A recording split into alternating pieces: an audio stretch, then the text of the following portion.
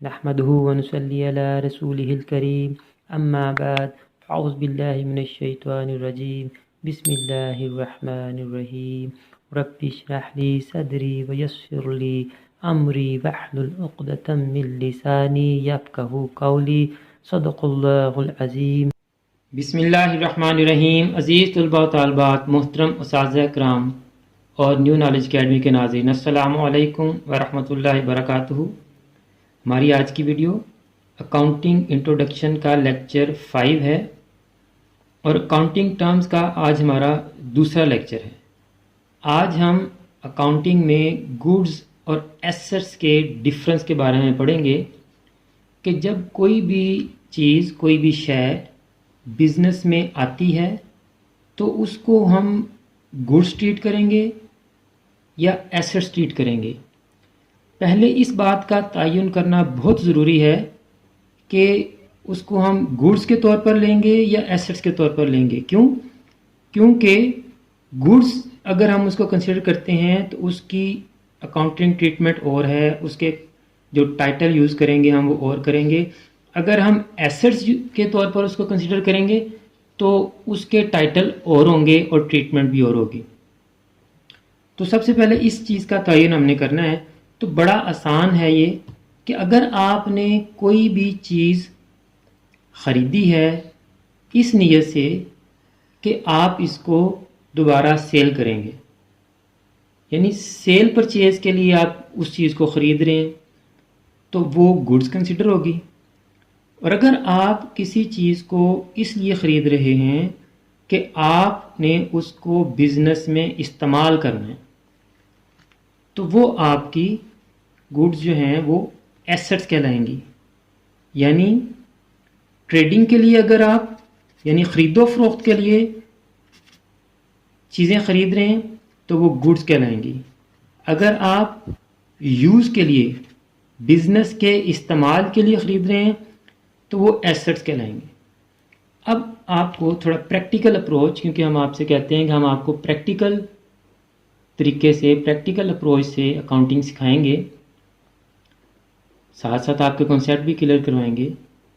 तो प्रैक्टिकल में चलते हैं जी। और आप भी यही किया करें कि आप में अकाउंटिंग अगर अच्छी तरह सीखनी है तो आप किसी भी ट्रांजैक्शन को, किसी भी सिनेरियो को, किसी भी प्रॉब्लम को अज्यूम किया करें कि ये मेरी प्रॉब्लम है, मेरी ट्रांजैक्शन है, मैंने की है, तो मैं क्या ट्रीटमेंट करूँगा इसकी, मैं कैसे रिकॉर्ड करूँगा इसको, तो आपको फ़ौरन समझ आ जाएगी। अब चलते हैं, कोई बिज़नेस शुरू करते हैं। लेट्स सपोज आपने पुरानी गाड़ियों का काम शुरू किया, तो आपने 1, 2, 4, 10 जितनी भी गाड़ियां ख़रीदी इस नीयत से कि हम इसको बेच देंगे, बेच के मुनाफा कमाएंगे, तो उसको हम गुड्स कंसिडर करेंगे। अगर आपने उसमें से कोई सी भी एक गाड़ी इसलिए ख़रीदी कि इसको बिज़नेस के इस्तेमाल में लेके आएंगे, तो वो एसेट होगी आपकी। हो सकता है कि आप वही गाड़ी, आपको अच्छा रेट मिले तो उसी दिन या अगले दिन बेच भी दें, क्योंकि एसेट्स भी बिक सकते हैं। लेकिन जिस दिन ख़रीदी या जिस वक्त ख़रीदी, उस वक्त इस नीयत से ख़रीदी हमने कि इसको हमने यूज़ करना है, तो वो जब बिज़नेस की बुक्स में रिकॉर्ड करेंगे तो उसको एज ए एसेट रिकॉर्ड करेंगे। समझ आ गई आपको बात? अच्छा जी, एक और एग्जांपल से समझाते हैं आपको। आपने फर्नीचर का फ़र्ज़ करें शोरूम खोला है या आपने फर्नीचर का शोरूम देखा भी होगा, तो वो फर्नीचर जो सेल के लिए पड़ा होता है वो गुड्स होंगी। वो फर्नीचर जो उस शोरूम के ऑफिस में पड़ा हुआ है वो एसेट होगा जी। मेरा ख्याल है आपको गुड्स और एसेट का डिफरेंस पता चल गया होगा। जो चीज़ बिज़नेस में ट्रेडिंग के लिए, ख़रीदो फरोख्त के लिए आएगी वो गुड्स ट्रीट होगी, और वो चीज़ जो बिज़नेस में यूज़ के लिए आएगी उसको हम एसेट कंसिडर करेंगे। अब आते हैं हम इनके कौन कौन से टाइटल यूज़ करेंगे इनके लिए, क्योंकि पहले डिफरेंस पता होगा कि किसको हमने गुड्स ट्रीट करना है, किसको एसेट ट्रीट करना है। उसके बाद हम उनके टाइटल जो है वो डिटर्मिन करेंगे। टाइटल का तयन करने के बाद फिर हम उनको डेबिट या क्रेडिट जो भी ट्रीटमेंट है वो हम करेंगे। तो एसेट्स का तो बहुत आसान है कि एसेट्स विद नेम रिकॉर्ड होंगे आपके, एसेट्स विद नेम। यानी आपने एसेट्स खरीदे हैं तो विविध नेम, कार खरीदी तो कार, फर्नीचर खरीदा तो फर्नीचर, बिल्डिंग खरीदी तो बिल्डिंग, मोटर व्हीकल खरीदी तो मोटर व्हीकल, मशीनरी खरीदी तो मशीनरी। जो भी आपने एसेट खरीदा वो एसेट के नाम से ही रिकॉर्ड होगा, आपने बेचा तो एसेट के नाम से ही लिखा जाएगा तब भी। क्लियर जी ये। अब आते हैं गुड्स की तरफ। गुड्स को हम मर्चेंडाइज भी कहते हैं। गुड्स को हम क्या कहते हैं जी? मर्चेंडाइज भी कहते हैं। अच्छा जी, अब गुड्स या तो हम खरीदेंगे या हम फरोख्त करेंगे। यहाँ एसेट खरीदें या बेचें एक ही ट्रीटमेंट है, नाम के साथ रिकॉर्ड होगा। खरीदेंगे तो कौन सा टाइटल यूज़ करेंगे? हम पढ़ चुके हैं पिछले लेक्चर में, नहीं देखा पिछला लेक्चर तो यहाँ देखें, ये लिंक है, इस लिंक पर क्लिक करें, पिछले लेक्चर में आप चले जाएं, वहाँ से आप डिटेल से देखें जी हमने क्या बताया। खरीदेंगे तो परचेजिज रिकॉर्ड करेंगे, फरोख्त करेंगे तो सेल्स रिकॉर्ड करेंगे।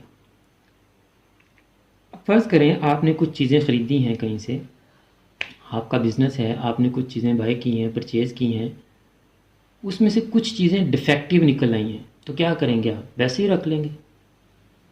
नहीं तो फिर क्या करेंगे आप? उनके मुंह पे मारेंगे? नहीं, मुंह पे नहीं मारेंगे, उनसे रिक्वेस्ट करेंगे कि भाई ये चीज़ें ख़राब आ गई हैं, आप इनको वापस कर लें। तो ज़ाहिर है जो बिज़नेसमैन होता है, अच्छा बिज़नेसमैन होता है, वो अपने कस्टमर्स का रिगार्ड करता है, तो आप का वो रिगार्ड करता है और आपकी चीज़ें वापस ले लेता है। यानी ख़रीदी हुई चीज़ें जब हम वापस करते हैं, ख़रीदी हुई चीज़ें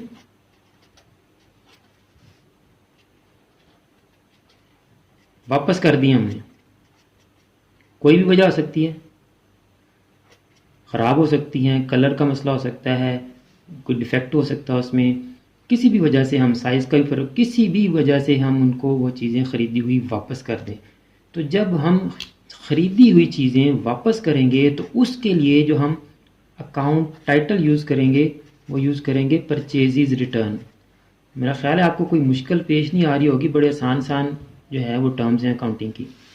इसी तरह से जिस तरह आपने चीज़ें ख़रीदी और आपको पसंद नहीं आई और आपने वापस कर दी, इसी तरह आपने चीज़ें फ़रोख्त की हुई थी तो अगले बंदे को भी पसंद नहीं आई, तो अब आपका भी फ़र्ज़ बनता है कि आप उसकी जो चीज़ें हैं वो वापस ले लें ताकि आपकी एक गुडविल बने। तो फ़रोख्त की हुई चीज़ें वापस आ जाएं, फ़रोख्त की हुई चीज़ें, अशिया वापस आ जाएं, नोट कीजिएगा ज़रा, आ जाएं,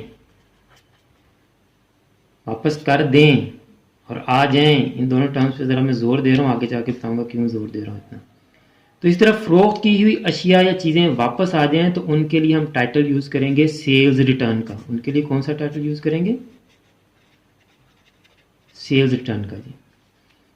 और कुछ ख़रीदी, कुछ बिक गई, at the end of accounting period आपकी जो चीज़ें बची पड़ी रह गई, जो आपके पास हैं, अकाउंटिंग की बुक्स क्लोज करते हुए यानी हिसाब किताब करते हुए महीने के एंड पर या साल के एंड पर, जब भी आप नफ़ा नुकसान मालूम करने के लिए बुक्स को क्लोज करते हैं तो जो चीज़ें आपके पास पड़ी होती हैं उनको हम क्या कहते हैं जी? स्टॉक, या इसका जो दूसरा नाम है उसको हम क्या कहते हैं? इन्वेंट्री। तो आप देखें कि एसेट्स तो विद नेम आ गए, फर्नीचर खरीदा तो फर्नीचर ही, बेचा तो फर्नीचर ही। लेकिन गुड्स की आप ट्रीटमेंट देखें कैसे हुई? खरीदेंगे तो परचेजिज, फरोख्त करेंगे तो सेल्स। खरीदेंगे तो परचेजिज, खरीदी हुई अशिया वापस कर दें तो परचेजिज रिटर्न। इसी तरह उन्हीं गुड्स को, अशिया को हम जब फरोख्त करेंगे तो सेल्स, फरोख्त की हुई अशिया वापस आ जाएं तो सेल्स रिटर्न। अब आ जाएं और चली जाएं, इस पे जोर मैंने इसलिए दिया कि परचेजिज रिटर्न का एक और नाम भी है। इसी तरह सेल्स रिटर्न को एक और टाइटल से भी हम, एक तो मुसीबत ये है कि हम जब हम दो तरह की अप्रोचेस से काम कर रहे होते हैं तो दोनों की टर्म्स अलग-अलग होती हैं। पाकिस्तान में भी बहुत बड़ा मसला है। इस तरह से कि ब्रिटिश हमारे ऊपर रूल करके गए हैं, उनकी टर्म्स हम अभी तक यूज़ कर रहे हैं, जैसे एरियल और एंटीना, शेड्यूल और स्केजुअल, और ये मिक्स है जी, कोई ब्रिटिश टर्म है, कोई अमेरिकन टर्म है। तो अकाउंटिंग में भी यही आपको फेस करना पड़ेगा। आप आई कॉम बी कॉम में ब्रिटिश अप्रोच को फॉलो करते हैं, जैसे ही आप उसमें जाते हैं, प्रोफेशनल स्टडी के लिए जाते हैं, तब आप अमेरिकन पढ़ते हैं। ब्रिटिश में अकाउंट्स यूज़ होते हैं, अमेरिकन में स्टेटमेंट यूज़ होती हैं। ब्रिटिश की टर्म्स थोड़ी और हैं, अमेरिकन की टर्म्स थोड़ी और हैं। तो बच्चों को थोड़ी सी जो है ना वो डिफ़िकल्टी का सामना करना पड़ता है, लेकिन अगर आप साथ साथ पढ़ते जाएँ तो फिर आपको इतना मसला नहीं होता। परचेज़ रिटर्न को हम रिटर्न, और सेल रिटर्न को भी हम रिटर्न, आसान है भाई। वापस आ जाएं, आ गई इन, रिटर्न इनवर्ड कहते हैं। और वापस कर दी, बिजनेस से निकाल दी, तो रिटर्न आउटवर्ड। इसको भी याद रखिएगा, रिटर्न इनवर्ड और रिटर्न आउटवर्ड को भी। उम्मीद है कि आपको गुड्स और एसेट्स का डिफरेंस पता चल गया होगा, और उनके लिए हमने कौन कौन से टाइटल यूज़ करने हैं। इन टाइटल्स की ट्रीटमेंट हम आपको एक पहले लेक्चर में हम बता चुके हैं, conceptual method of debit and credit. हमने आपको टोटल 5 मेथड से डेबिट और क्रेडिट करना सिखाना है। एक मेथड से हम करा चुके हैं। अगर आपने वो वीडियो नहीं देखी तो इस लिंक पर आप क्लिक करें तो आपको conceptual method of debit and credit का पता चल जाएगा। अभी 4 मेथड और रहते हैं, वो भी हम आने वाले दिनों में आपको डेबिट एंड क्रेडिट के वो 4 रूल्स भी करवा देंगे इंशाल्लाह। दुआ में याद रखिएगा। अल्लाह हाफिज़। आखिर में हमेशा की तरह मेरी दुआ है कि अल्लाह ताला तमाम स्टूडेंट्स को ना सिर्फ दुनिया के तमाम इम्तहानात में कामयाबी अता फरमाए, बल्कि आखिरत के तमाम इम्तहानात में भी कामयाब करे, और तमाम मुसलमानों का ख़ात्मा बिल ईमान फरमाए। आमीन। मुझे भी अपनी दुआ में याद रखिएगा। तो अगली वीडियो तक के लिए फ़ी अमानिल्लाह।